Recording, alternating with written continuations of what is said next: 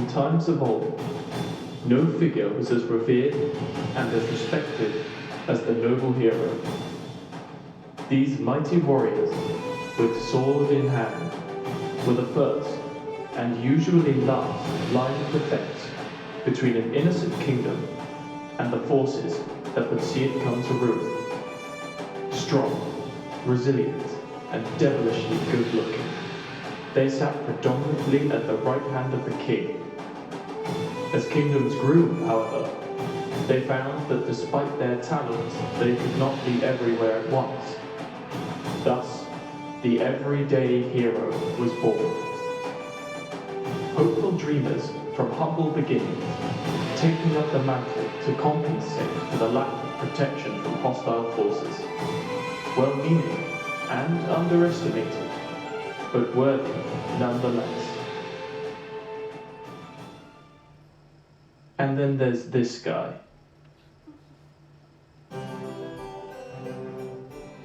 Perhaps not the archetype of a hero, a little weak in the arms and rest of the body, perchance a little too gangly, and that's not to mention the weirdly passive-aggressive inner monologue. But he sure as heck got the spirit, not to mention his trusty sword. And as he strides purposefully home after a long day of nothing, he realizes that today may be the day he gets to use it. The village is as normal. Market stalls peddle fresh goods.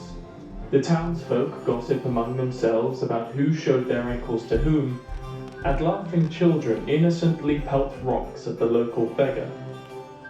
All is well. That is, apart from the woman screaming hysterically in the town centre. Nancy the barmaid, usually the definition of composure and apathy, is flailing her arms wildly, resembling a particularly aggravated jelly. The noise she is making can only be described as that of an alley cat that has been recently and involuntarily spayed. Our hero decides she may need some space. It is, however, too late. The distraught woman has already noticed his sword and begged upon his heroic nature. She rambles hysterically about her husband Alduin, claiming he was snatched from their home in the dead of night, and she believes the culprit was a dragon. The townsfolk find this rightfully hilarious, and begin to point, laugh, and throw things at the sobbing woman. Our hero, however, is not so quick to dismiss her claims. Something about Nancy's conviction, plus the fact that life insurance hasn't been invented yet, leads him to believe that she is telling the truth. He asks her which way the dragon took off, to which she replies with a combination of weeping, screaming, and curses to God. She is no longer of any use. Luckily, the town historian raises a hand, waving frantically. They know where the dragon lives, and oh so conveniently, have a map on which the lair can be found.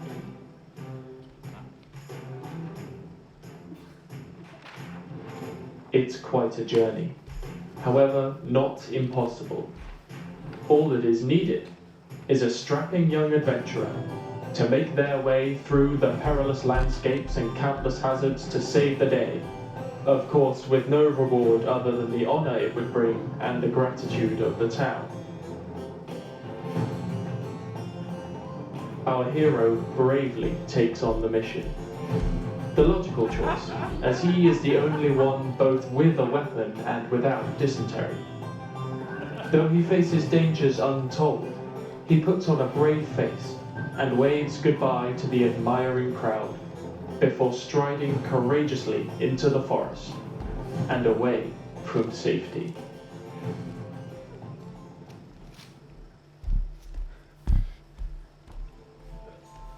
The night grows quickly dark around our lone hero, casting shadowy illusions all around. He can no longer see his hand in front of his face, but he presses onwards anyway, through the wild, scratching undergrowth, tree branches slapping him as he passes, and unseen creatures hissing at this intruder to their habitat.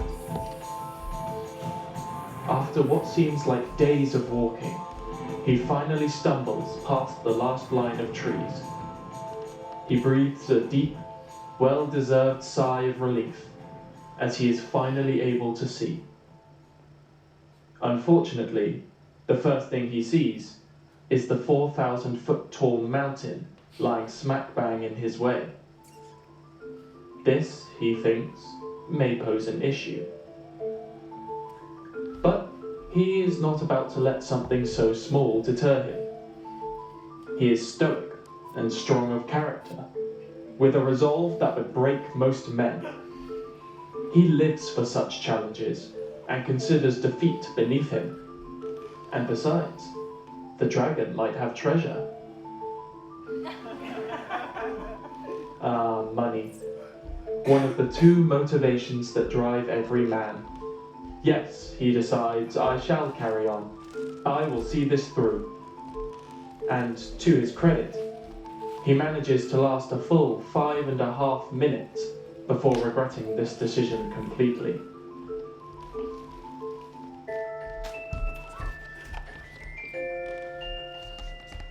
The weather on the mountain is unbearable. A vile wind stings his eyes. Snow freezes his extremities, and the icy ground threatens to send him tumbling, which it does.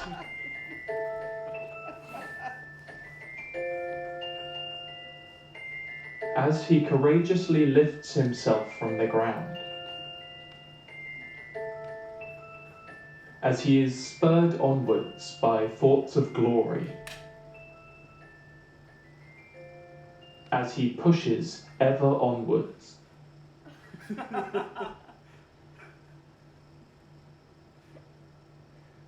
as he lies there freezing to death, he wonders just what exactly he's doing. He's fully aware that he has no plan. If, by some miracle, he reaches the summit and locates the dragon, it will still be very much a dragon. He's not even wearing armor. He's far too inexperienced, and frankly, far too weak. And so, he lays his head in the snow, his final resting place, and he dies.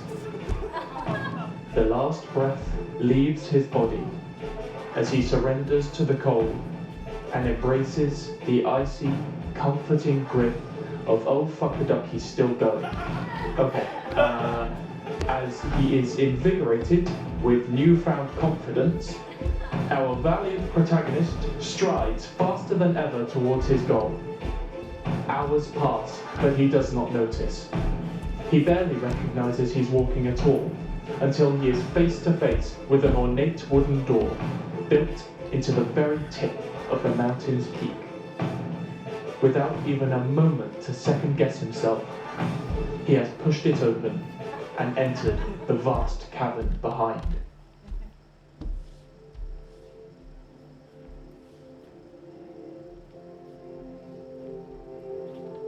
He has heard the tales of the gold hoarded by dragons.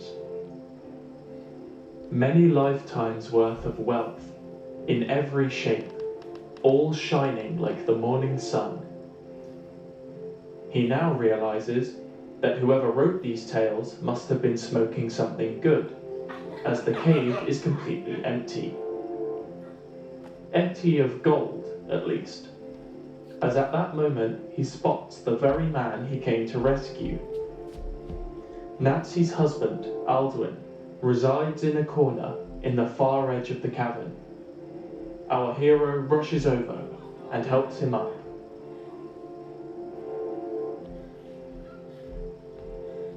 As they prepare to leave, however, the floor begins to quake, the walls seemingly unfurling and twisting to reveal a beast unlike any our hero has seen before. As tall as a steeple, with stone-like scales and softly glowing eyes now locked onto the unsuspecting party. The dragon is awake.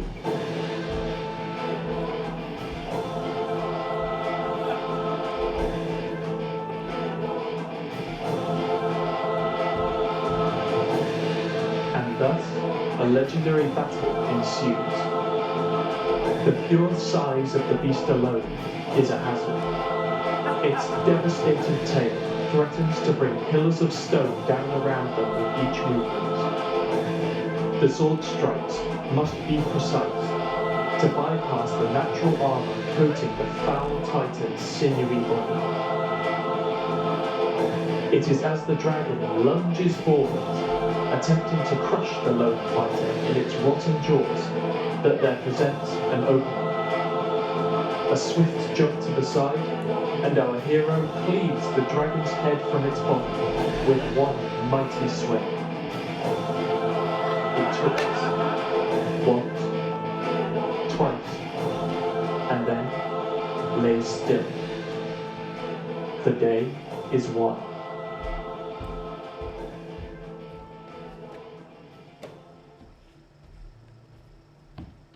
The journey home is a quiet one. The party walks in silence, accompanied only by the trudging of boots. Our hero is beaten, bruised, and exhausted. He is still, however, taken aback by the tidal wave of applause and praise that hits him as he returns home. Every member of the community stands together in great celebration. Drinks are poured, music is played, and familiar faces slap him on the back. Nancy the barmaid is at last reunited with her husband and cradles him in her arms. And as the now legendary hero sits alone, he wonders what is next. Though he is no richer now than when he started, he thrives off the honor that comes from a noble act. He has found his calling as a protector of the people, a slayer of tyrants, and liberator of those who would suffer under them. He is a hero. My name is Norbert, and you can shove it.